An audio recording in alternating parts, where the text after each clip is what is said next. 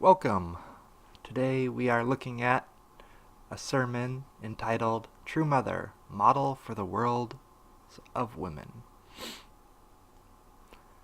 On February 19th, Vice President Katrina Connery of Women's Federation for World Peace USA gave the sermon at the Chicago Family Church. In light of significant holy days surrounding this time of year, Heavenly Parents' Day, True Parents' Birthday, Foundation Day, I decided I'd like to talk to you about some of my experiences with True Mother. Ever since I accepted this role at Women's Federation for World Peace USA, I find that my appreciation of True Mother, who she is and what she represents, has grown deeper and deeper. And every time I have the opportunity to see her in person or read some of her speeches, both old and new, I feel like I have received new insights. Last time True Mother visited the USA, the very first thing she said to all of us was, "Who am I? Am I the only begotten daughter?" Very clear. No room for indecisiveness. And she does in most of her speeches these days. She went through providential history. That was the first time I really felt in my heart, not just in my head, how incredibly precious True Mother is, and how significant it is that she can say, "I am God's daughter," with such clarity. On that day she spoke in God's painful longing to find Jesus.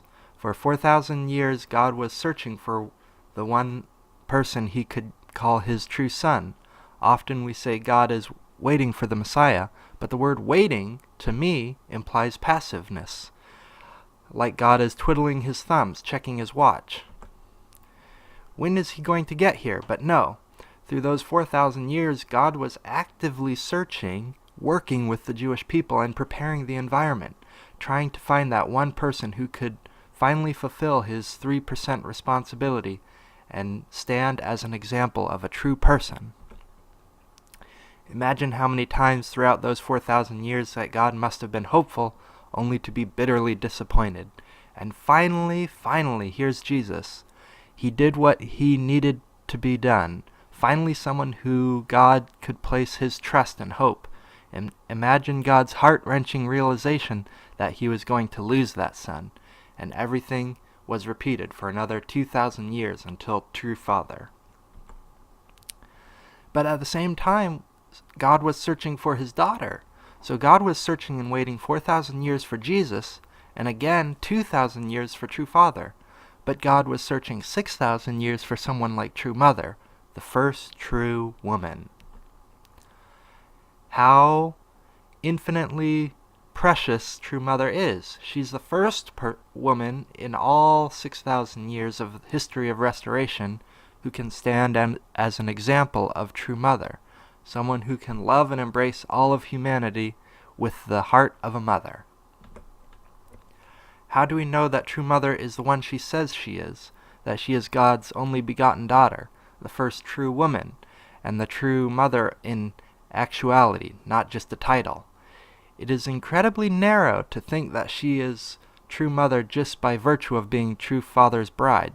There are many ways to answer this, but I want to take a viewpoint of the heart. One day, Dr. Kim brought us to meet directly with True Mother. It was a very small, intimate meeting. Before that, I had never met true parents in such a small setting. When we stepped into her home to meet with her, I couldn't help but feel like maybe we had disturbed a private moment of relaxation. Maybe she was just taking a moment to pray, and suddenly I come in here with all these children who want something from her. "Mother, speak to us, give us your insight." And when we left, the others were talking about what she had said and how amazing and insightful it was. But I always felt sorry for disturbing her privacy. This is the life True Mother leads.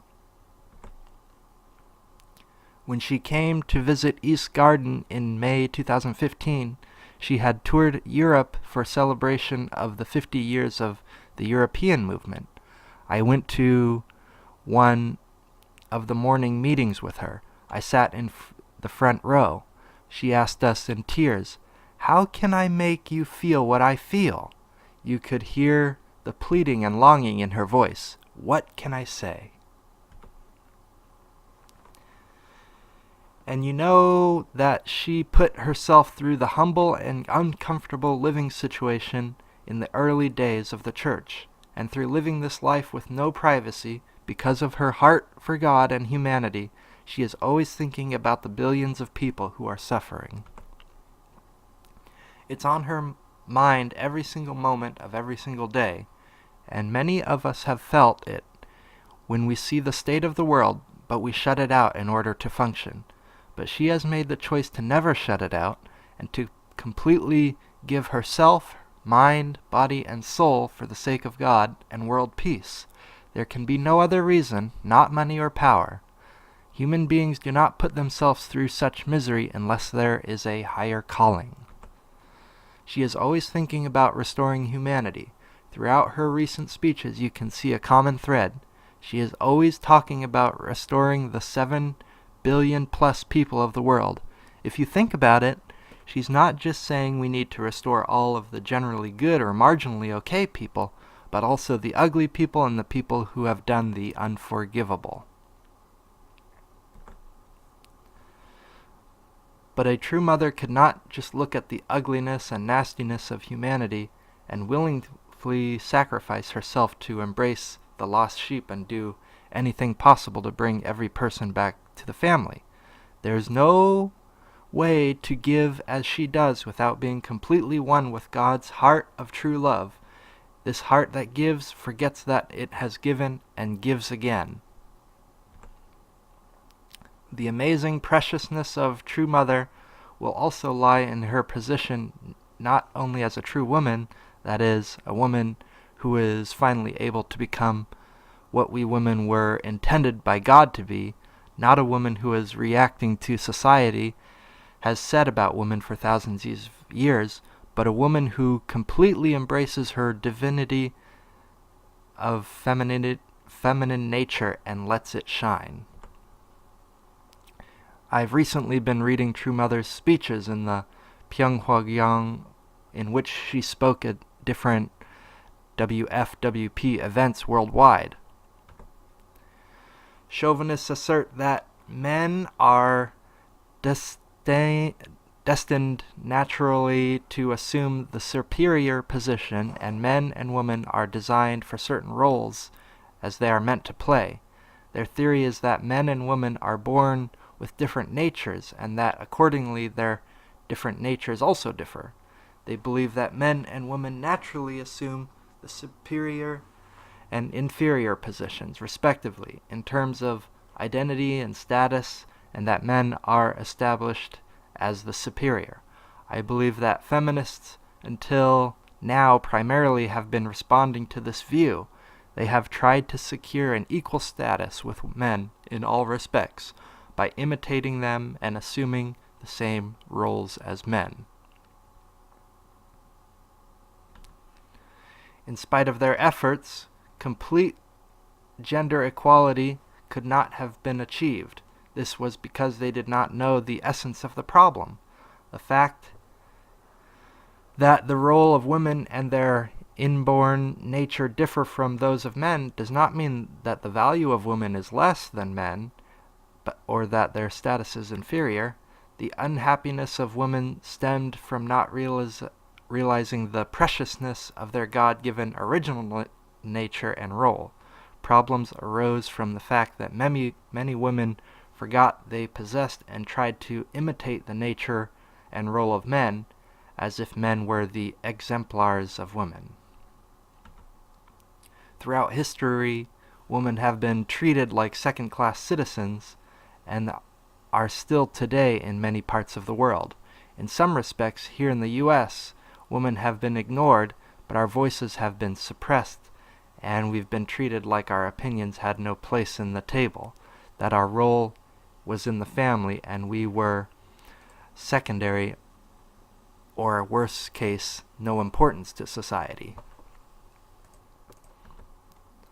True Father taught us that this was the way we were living was the result of the mistake of Eve. If you look at the fall and some of the motivations involved, you can see the truth in this. First, there is the archangel who saw Eve as something to possess. He didn't care about treating her as an equal, as a daughter of God. He cared about owning her for his own selfish purposes. And what do we have a result of this today? Whether you're talking about sexual objects, as in pornography or prostitution, or women treated as objects of status. In many countries today, a woman's worth is attached to her dowry or a bride price, and marrying off a daughter is just a means for the family to gain influence. And then there's Adam, for whom Eve was the seducer, the one who caused Adam to fall astray.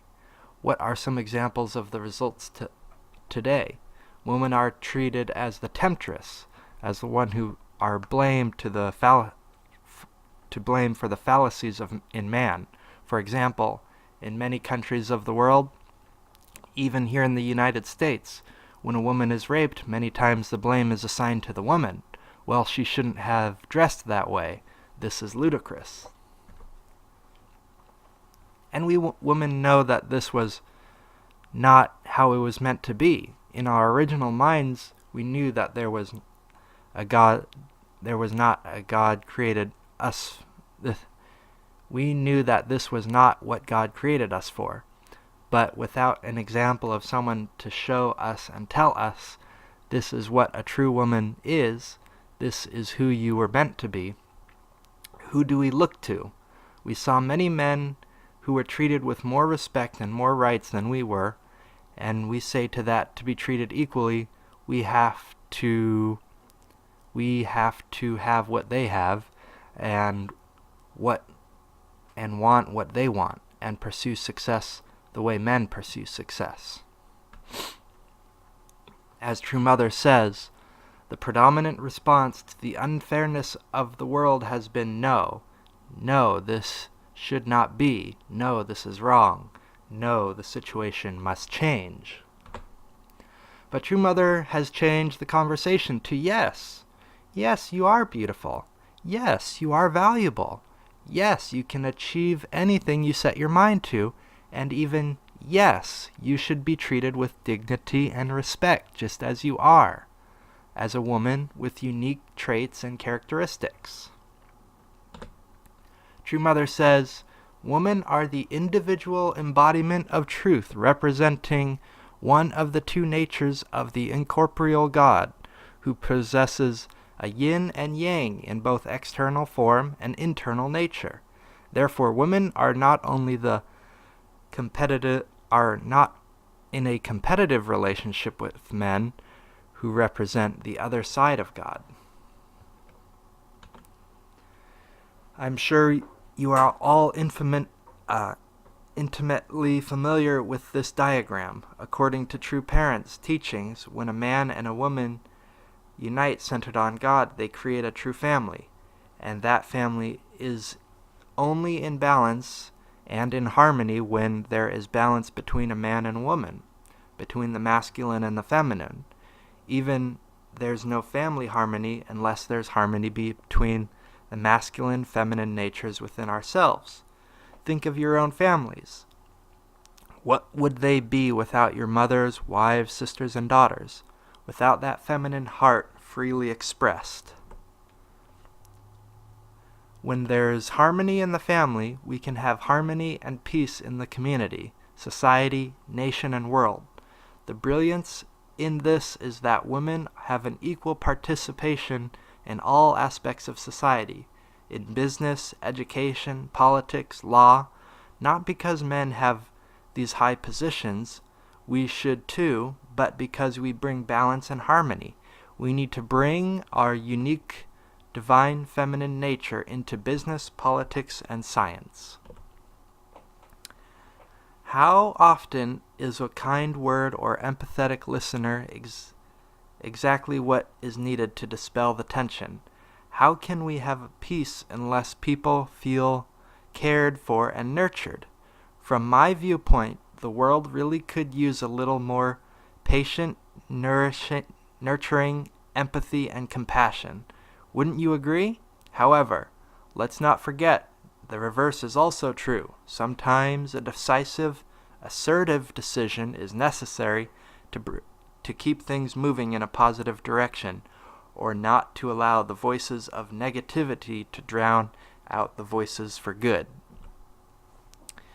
When you look at the general masculine versus feminine leadership styles, men tend to be more decisive, assertive, independent, and competitive, while women tend to be more collaborative, empathetic, nurturing, and patient. Does that make us weak or inferior? No! In fact, we have exactly what is needed to make the world whole. In the words of True Mother, that is our God-given, original, feminine nature. And True Mother is exemplifying this in her leadership of our movement. To me, this is deeply affirming. As women growing up in this culture, we are in constant war between our innate natures as caretakers, listeners, collaborators, empathetic and compassionate, and what society says we have to be in order to be taken seriously. But True Mother stands as an example of a true woman. Because she has rectified the mistakes of Eve, she says, we don't have to be the temptress or an object to be possessed, and she lives as a divinely feminine woman. She exemplifies that we don't have to emulate men in order to be taken seriously. We women have exactly what is needed to make this world whole. So I'm telling you all of this not to put True Mother up on a pedestal and to see her as someone we can't relate to, but I believe we should emulate her example and through what she has taught, emulate it in our own lives and in our own unique ways. I'm not talking about emulating the actions, but the principles of heart. I believe that over the course of true parents have walked of complete and utter sacrifice, and many providential and spiritual reasons, we don't have to walk the exact same course. I'm not saying that we should all of a sudden start living so that we never have a private moment and everything we do is open to public scrutiny, but we should emulate True Mother's heart of caring for and living for the sake of others, and based on our actions and decisions on how to serve that higher purpose, and seek ways to embrace and love our brothers and sisters. And we can emulate True Mother's teaching about true harmony and equality between men and women, starting in our own families. I believe we are tasked to find ways first in our own families to find complementary ways between our divine, masculine, and femininity. Empower, celebrate, and find the unique qualities and contributions of women in your families. We should welcome and indeed seek women's unique contributions to creating peace and harmony in our community, even in our church community here. I believe that is how we can restore this world. This video is a production of the School of the White Crane. If you found value in this message, please share it on social media.